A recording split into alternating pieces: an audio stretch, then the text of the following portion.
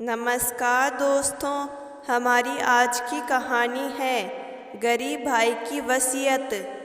गांव में रामू नाम का किसान रहता था। उसकी पत्नी का नाम कमला था। उसके 3 बेटे और 1 बेटी थी। रामू और कमला दोनों चारों बच्चों से बहुत स्नेह करते थे। बड़ा बेटा और छोटा बेटा पढ़ने में बहुत तेज थे, जबकि सबसे छोटा बेटा महेश का पढ़ाई में बिल्कुल भी मन नहीं था, इसलिए उसने पढ़ाई छोड़ दी। कुछ समय बाद बड़ा बेटा पढ़ लिख कर डॉक्टर बन गया और दूसरा बेटा भी पढ़ लिख कर इंजीनियर बन गया, मगर तीसरा बेटा महेश बिल्कुल आवारा और गंवार बन के ही रह गया। दोनों भाइयों की शादी हो गई। बहन की शादी भी अच्छे घराने में हुई थी। अब महेश की शादी के लिए कोई लड़की नहीं मिल रही थी। कौन माँ बाप एक गंवार लड़के को अपनी बेटी देगा?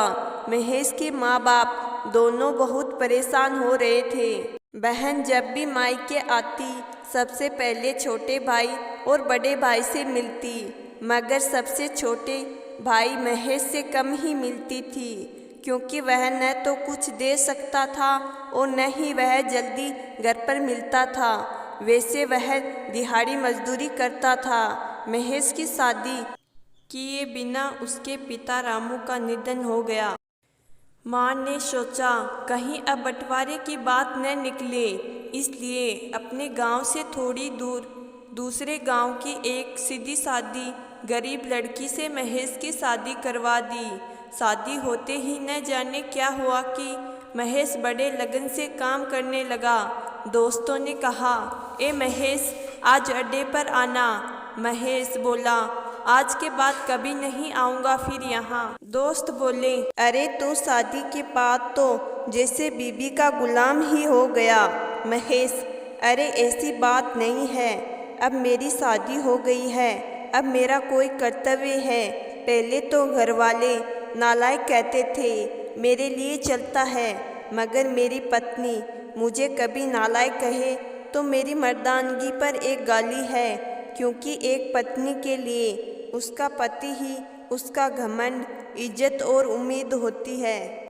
उसके घर वाले ने भी तो मुझ पर भरोसा करके ही तो अपनी बेटी दी होगी, फिर उनका भरोसा कैसे तोड़ सकता हूँ। इधर घर पर बड़ा भाई और छोटा भाई और उनकी पत्नियाँ मिलकर आपस में फैसला करते हैं कि जायदाद का बंटवारा हो जाए, क्योंकि हम दोनों लाखों कमाते हैं, मगर महेश ना के बराबर काम करता है और गरीब भी है, फिर भी हमारे साथ रहता है। ऐसा नहीं होगा। माँ के लाख मना करने पर भी बंटवारे की तारीख तय होती है। बहन भी आ जाती है, मगर महेश है कि दिहाड़ी मजदूरी के लिए बाहर जाता है। उसके दोनों भाई उसको पकड़कर भीतर लाकर बोलते हैं कि आज तो रुक जा, बंटवारा करके ही चले जाना।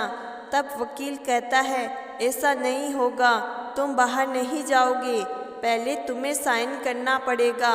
महेश, तुम लोग बंटवारा करो, मेरे हिस्से में जो देना है दे देना। बहन बोली, अरे बेवकूफ़, तू गवार का गवार ही रहेगा। तेरी किस्मत अच्छी है कि तुझे इतने अच्छे भाई मिले हैं। माँ, अरे महेश, आज तो रुक जा। बंटवारे में कुल 20 बीघा ज़मीन में दोनों भाइयों ने 10-10 बीघा ज़मीन अपने नाम पर रख लेते हैं और महेश को पुश्तैनी घर छोड़ देते हैं। तभी महेश जोर से चिल्लाता है, अरे फिर हमारी बहन का हिस्सा कौन सा है? दोनों भाई हंसकर बोलते हैं, अरे मूर्ख, बंटवारा भाइयों में होता है और बहनों के हिस्से में सिर्फ उनका मायका ही है। महेश, ओ है, ज़्यादा पढ़ा लिखा होना भी मूर्खता ही है। ठीक है, आप दोनों ऐसा करो, मेरे हिस्से की वसीयत का पुश्तैनी घर मेरी बहन के नाम कर दो। दोनों भाई चकित होकर बोलते हैं, और तू? महेश अपनी माँ की ओर देखकर मुस्कुराकर बोलता है, मेरे हिस्से में माँ है न। फिर अपनी पत्नी से कहता है, क्या मैंने कुछ गलत कहा? महेश की पत्नी सास से लिपटकर कहती है, इससे बड़ी वसीयत क्या होगी मेरे लिए कि मुझे माँ जैसी सासू मिली और बाप जैसा ख्याल रखने वाला पति। यह सब सुनकर बंटवारा सन्नाटे में बदल गया। बहन दौड़कर अपने गंवार भैया से गले लगकर रोते हुए कहती है कि माफ़ कर दो भैया मुझे, क्योंकि मैं समझ ना सकी आपको। महेश बोला, इस घर में तेरा भी उतना ही अधिकार है जितना हम सभी का। बहुओं को जलाने की हिम्मत किसी में नहीं, मगर फिर भी जलाई जाती है, क्योंकि शादी के बाद हर भाई हर बाप उसे पराया समझने लगता है। मैंने माँ को इसलिए चुना क्योंकि माँ से बढ़कर कोई धन नहीं होता, अपनों से बढ़कर धन की कोई कीमत नहीं होती।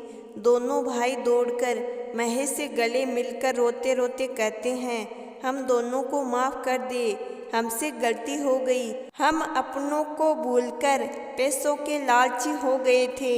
महेश ने दोनों को माफ़ कर दिया। उस दिन के बाद फिर से सब एक साथ खुशी से रहने लगे। तो दोस्तों, मैं आशा करती हूँ कि आज की कहानी आपको ज़रूर पसंद आई होगी। कहानी पसंद आई है तो कहानी को लाइक, अगर आप हमारे चैनल पर नए हैं तो पहले चैनल ज़रूर सब्सक्राइब कर लें। धन्यवाद।